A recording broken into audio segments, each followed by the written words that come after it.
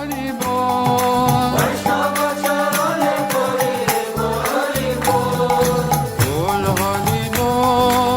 बोल हरि बोल बोल हरि बोल बोल हरि बोल।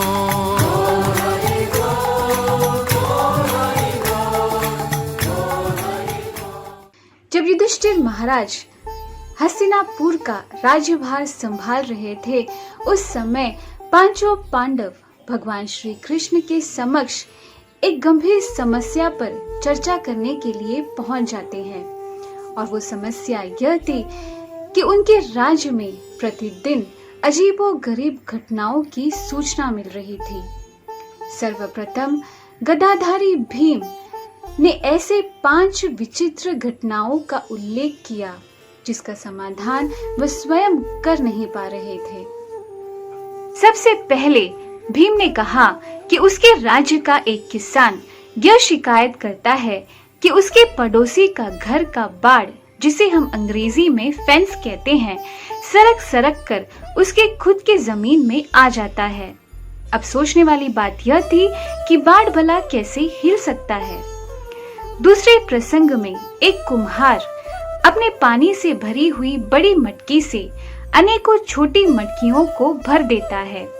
फिर जब उन छोटे मटकियों के पानी को बड़ी मटकी में डालने की कोशिश करता है तो बड़ी मटकी केवल आधा ही भर पाती है।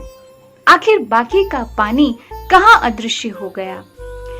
तीसरी घटना में एक आदमी सुई के छोटी छेद में से एक बड़े से हाथी को निकालने की कोशिश करता है।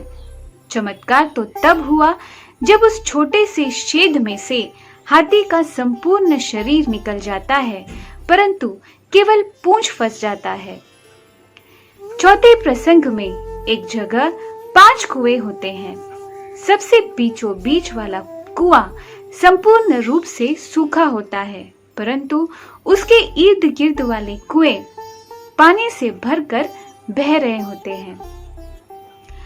5वें प्रसंग में एक सूखा गहरा तालाब होता है जिसके इर्द गिर्द अनेकों छोटे तालाब होते हैं जो इतने गहरे नहीं होते पर पानी से भरे होते हैं। संपूर्ण मानव जाति गहरे तालाब को दुर्लक्ष्य कर इन छोटे तालाबों के पानी से अपनी जरूरतों को पूरा करते हैं। फिर अर्जुन ने अपनी समस्या को बताते हुए कहा कि एक बार जब वे वन से गुजर रहे थे तो एक कोयल के मधुर आवाज से आकर्षित होकर जब उन्होंने उस कोयल को देखा तो इस बात से अचंभित हो गए कि वह कोयल बड़ी ही निर्दयता से एक खरगोश का चीर फाड़ कर रही है। फिर युधिष्ठिर ने कहा कि उन्होंने 2 सूंड वाले एक विशाल हाथी को देखा। नकुल ने कहा कि उसने गौशाला में गौ माता को अपने बछड़े को बड़े ही प्यार से चाटते हुए देखा, पर चाटते चाटते वह यह नहीं देख पाई कि उसके बछड़े की चमड़ी से रक्त की धारा हो रही है। उसके बाद सहदेव ने यह कहा कि उसने देखा कि एक बड़े से चट्टान के शिखर में से एक विशाल पत्थर तेजी से नीचे गिर रहा है, परंतु एक छोटे से पौधे के पास आ पहुंचते ही वह स्थिर हो जाता है। पांचों पांडवों ने अपनी समस्या भगवान श्री कृष्ण के सामने रखी। पांडवों की समस्याओं का समाधान करते हुए भगवान श्री कृष्ण कहते हैं कि ये सभी समस्याएं कलयुग के आगमन के लक्षण हैं। इन सभी समस्याओं का बड़े ही विस्तार से समझाते हुए भगवान श्री कृष्ण कहते हैं कि किसान का संदर्भ हमें कलयुग के जीवों की असंतुष्टता और लोभ को दर्शाता है।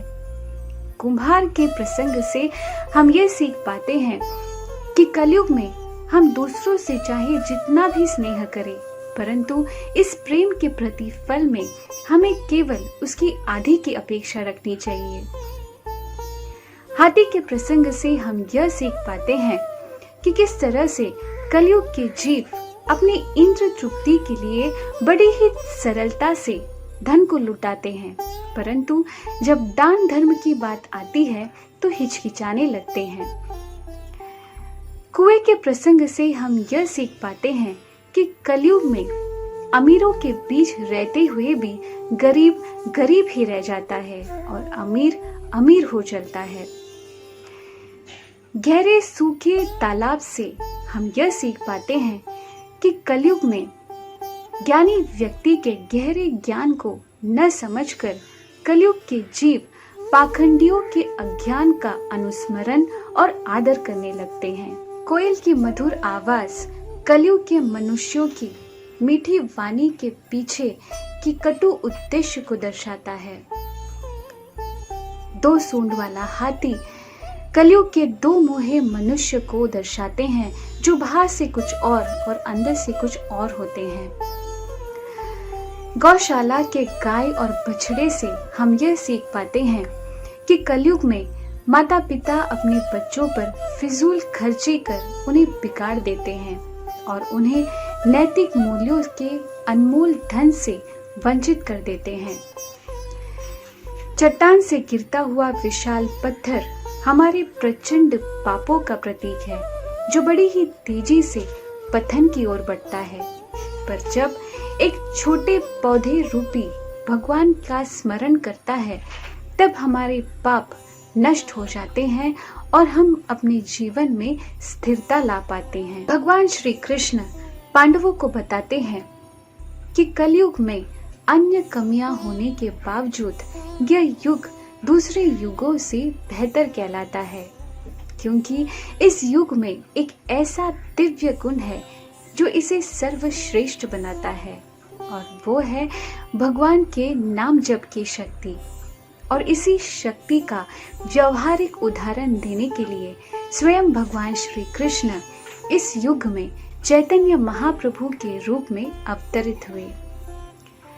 हर युग बुराइयों और अच्छाइयों का मिश्रण है, तो क्यों ना हम जैसे कलयुग के पतित जीव इस युग के बुराइयों को अनदेखा कर इस युग के अच्छाई को अपनाकर भगवान के नाम जप से हमारे इस दुर्लभ मनुष्य जीवन को सार्थक करें।